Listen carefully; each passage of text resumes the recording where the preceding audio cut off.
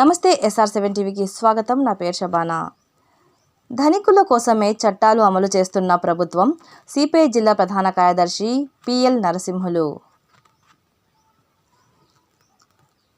అన్నమయ్య జిల్లా రాయచోటి కలెక్టరేట్ ఎదురుగా AITUC ఆధ్వర్యంలో అంగన్వాడీ వర్కర్లు నిరవధిక సమ్మె 28వ రోజుకు చేరుకుంది.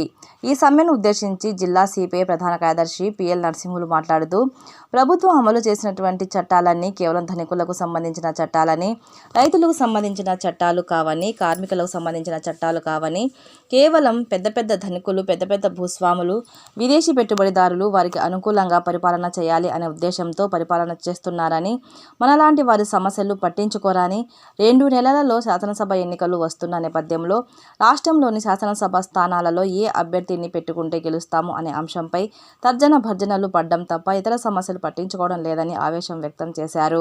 28 రోజుల నుంచి అంగన్వాడీలో విధులు మానుకొని నిరవధిక సమ్మె చేస్తూ ఉంటే వారి సమస్యలు పరిష్కరించాలని ఆలోచన లేదని ఆవేదన వ్యక్తం చేశారు. అంగన్వాడీల సమస్యలు పరిష్కరించకుంటే నిరవధిక సమ్మెను మరింత బలోపేతం చేసి సమస్యలు పరిష్కారం అయ్యేంత వరకు ఈ సమ్మెను కొనసాగిస్తామని తెలియజేశారు. ఈ కార్యక్రమంలో సిపిఐ జిల్లా ప్రధాన కార్యదర్శి PL నరసింహులు, రాష్ట్ర గిరిజన సంఘం ప్రధాన కార్యదర్శి విశ్వనాథ్, సిపిఐ రాయచోటి ప్రాంతీయ కార్యదర్శి సిద్దిగాల శ్రీనివాసులు, అంగన్వాడీ వర్కర్లు పాల్గొన్నారు. ఆర్వికృష్ణారెడ్డి, రిపోర్టర్, అన్నమయ్య జిల్లా. అంటే ఉదయం నుంచి సాయంత్రం వరకు అమరావతిలో కూర్చొని ఫైల్స్ చూస్తూ ఉన్నారంటే, ల్యాప్టాప్లు కూర్చొని ల్యాప్టాప్ల ద్వారా వాళ్ళు చట్టాలు అమలు చేస్తూ ఉన్నారంటే ఎవరికి సంబంధించిన చట్టాలు అవి? కేవలం ధనికులకు సంబంధించిన చట్టాలు అమలు చేస్తూ ఉన్నారు. రైతులకు సంబంధించిన చట్టాలు కావాలి, కార్మికులకు సంబంధించిన చట్టాలు కావు.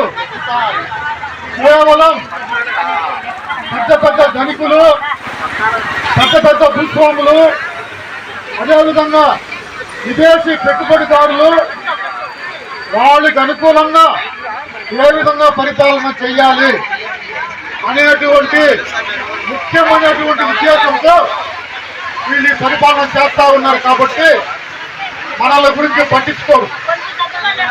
అదేవిధంగా ఇంకా 2 నెలల్లో ఎలక్షన్లు వస్తూ ఉంది కాబట్టి ఎవరు నిలబెట్టుకుంటే గెలుస్తాము, ఎవరైతే ఎవరిపోతారో వాళ్ళు తొలగించి ఎవరు నిలబెట్ట బాగుంటుంది అని చెప్పేటువంటి ఎక్సర్సైజులు చేస్తూ ఉన్నారు వాళ్ళు. అంతేగాని 28 రోజులుగా ఈ అంత అంగన్వాడీలు ఇంత బాధలు పడి వీళ్ళు సమ్మె చేస్తూ ఉన్నారు. వీళ్ళు కోరేటువంటి కోరికల్లో సమంజసమా కాదా, న్యాయం ఉందా లేదా, మీరు కొంచెం పక్కన ఏ విధంగా పరిష్కారం చేయాలని చెప్పేటువంటి తపన మాత్రం వీళ్ళకి లేదు. మీరందరూ పేపర్లో చూస్తూ ఉన్నారు. ఈరోజు ప్రభుత్వం కేంద్రం నుంచి ఒక చట్టం తీసుకొని వచ్చింది. ఏంద్ర ఆ చట్టం అంటే, రైతుల దగ్గర నుంచి భూముల్ని స్వాధీనం చేసుకునే చట్టం. అంటే రైతుల దగ్గర ఉన్నటువంటి PKT పొలాలు కానీ, అదేవిధంగా పారంపర్యంగా వ్యవసాయం చేసుకున్నటువంటి భూములను కానీ రైతుల యొక్క అనుమతి లేకుండా రైతుల దగ్గర నుంచి బలవంతంగా భూసేకరణ చేయడానికి చట్టాలు తీసుకొచ్చినారు. మనకందరికీ తెలుసు, మనమందరం కూడా రైతుల బిడ్డలమే, వ్యవసాయ కార్మిక బిడ్డలమే. భూమిని నమ్ముకునేటువంటి రైతుని భూమి నుంచి దూరం చేస్తే రైతుల పరిస్థితి ఎట్లా ఉంటుందని నేను మళ్ళా మీకు చెప్పాల్సిన అవసరం లేదు.